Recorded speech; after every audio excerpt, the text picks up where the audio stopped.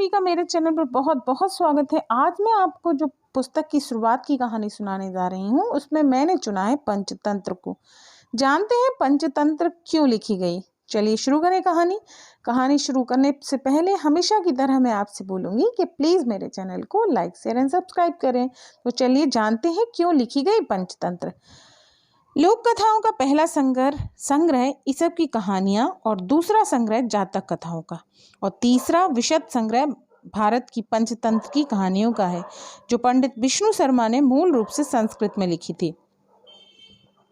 बौद्ध लोगों ने इसको पाली भाषा में लिखा था। इस संग्रह का लेखन काल ईसा पूर्व 3री शताब्दी के लगभग बताया जाता है। वे सब कथाएं पशु पक्षियों की हैं और पुरानी लोक कथाओं पर आधारित है। और क्योंकि यह भारत का सबसे अधिक अनुवादित लोक कथा संग्रह है, इसीलिए इसकी कथाएं एक दूसरे देशों की लोक कथाओं से भी मिल जाती हैं। पंचतंत्र की ये कथाएं पंडित विष्णु शर्मा ने क्यों लिखी थी? अब तुम कहोगे कि कहानियाँ क्यों लिखी जाती हैं पढ़ने के लिए, सो उसमें भी ये कहानियाँ ऐसी ही लिखी होंगी, पर ऐसा नहीं है। ये कहानियाँ एक खास उद्देश्य से लिखी गई थी और वह उद्देश्य था, एक राजा अमर शक्ति थे जिनके 3 बेवकूफ़ बेटे थे, उनको पढ़ाने के लिए कहानियाँ लिखी गई थीं। इनकी मूल कहानियाँ में एक राजा एक गुरु ढूंढता है जो उसके 3 बेवकूफ़ बेटों को पढ़ा दे।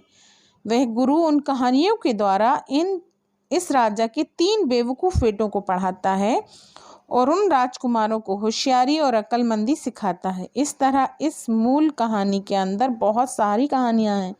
लोगों का विश्वास है कि ये कहानियाँ विश्व भर में 50 भाषाओं में 200 रूपों में पाई जाती हैं। इसके 25 रूपांतरण तो अकेले भारत में ही पाए जाते हैं। ये कहानियाँ भारत में बहुत मशहूर हैं। भारत का अधिकतर हर बच्चा इसकी कम से कम एक कहानी तो सुनकर बड़ा होता ही है। हालांकि यह ज़रूरी नहीं कि वह यह भी जानता हो कि वह कहानी जो वह सुन रहा है वह पंचतंत्र की कहानियों से ली गई है या नहीं। हितोपदेश भारत की लोक कथाओं का एक संकलन की कहानियाँ भी इसी से प्रेरित होकर लिखी गई थी। 11वीं शताब्दी तक इस संग्रह की कई कहानियां फारस, अरब, यूनान देश होते हुए यूरोप के कई देशों की कहानियों में जाकर मिल गईं और फिर 16वीं शताब्दी तक तो ये कहानियां यूरोप की कई भाषाओं में मिलने लगीं। ये कहानियां इस्लाम आने से पहले 6ठी शताब्दी में ईरान में पहलवी भाषा में भी पाई जाती हैं। 18वीं शताब्दी से पहले इसके कम से कम 20 अंग्रेजी अनुवाद हो चुके थे। इसकी कहानियाँ बहुत सारे विषयों पर हैं।